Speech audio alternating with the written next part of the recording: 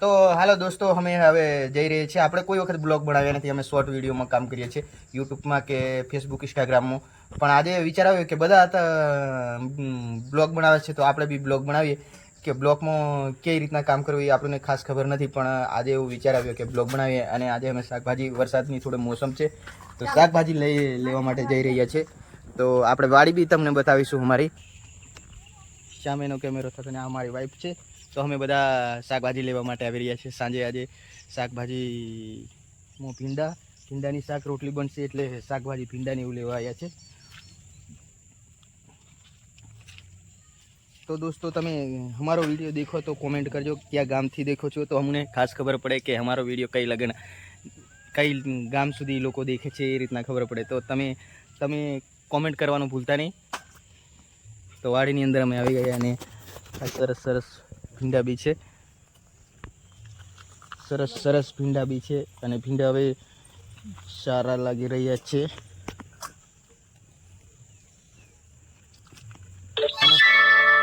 ને તમે દેખજો કે ભીંડાની શાક કેવી લાગે એ બી કોમેન્ટમાં તમે કોમેન્ટ કરી શકો છો. વાડીની અંદર આવી ગયા છે. વરસાદ છે એટલે થોડું ભીનું છે બધું.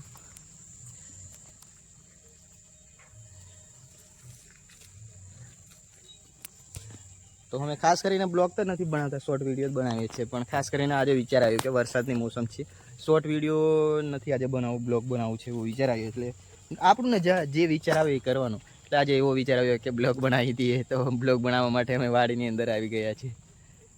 તો આ મારી વાઈફ છે, એ ભીંડા તોડે છે. કેટલા ભીંડા નીકળશે?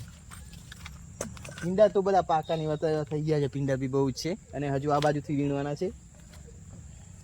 મોટા ભીંડા છે, તમે બી દેખજો. આ તો મોટા આ તો કેવા પેલા દેશી ભીંડા કહેવાય આને. દેશી ભીંડા ના કહેવાય, આ તો હાઇબ્રિડ કહેવાય. પેલું હાઇબ્રિડ મખી જેવું નથી આવતું એ કહેવાય. આ ભીંડા હાઇબ્રિડ ભીંડા છે એવું લાગે. મને એવું લાગે છે કે હાઇબ્રિડ ભીંડા છે.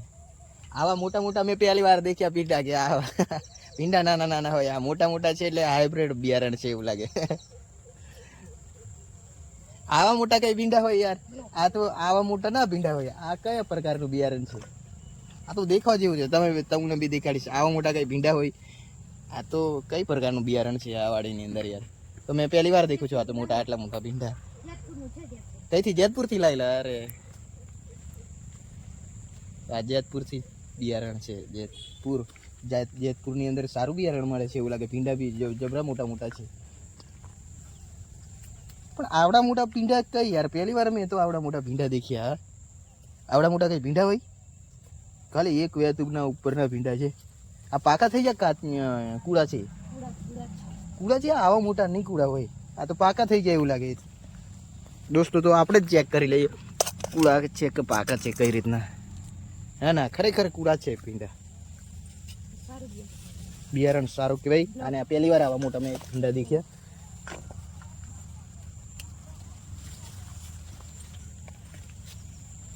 આ ગવાર નથી લાગતા? અરે ગવાર દોસ્તો, ગવાર દેખો. ગવારમાં છે ને જીવજંતુ પડી ગયા એટલે ગવાર હજુ લગન નથી આવી. અને આ વર્ષે વરસાદ વધારે છે ને, વરસાદ વધારે છે એટલે કી બાજુ રહીને વાશે? હા, સીધું કઈ રીને આવવાનું યાર? ભીગાઈ નહીં જવાય. વરસાદ છે એટલે સીધું ના આવે. વરસાદ હમણાં દોસ્તો આ અડધા કલાક પહેલો વરસાદ વધારે આ બાજુ પડ્યો એટલે ભીગાઈ જવાય. એ માટે હું ચોળી બી એ બાજુ છે, ચોળી છે, એવું તો બધું જ શાકભાજી છે, પણ એ બાજુ નથી જતો હવે. અને બીજો વિડીયો બનાવીશું ને એમાં તમને બધું બતાવીશું. તો વિડીયો પૂરો અમારો બ્લોગ દેખજો. ખાસ કરીને અમે વિડીયો મહેનતથી બનાવીએ તો અમને સપોર્ટ બી કરજો.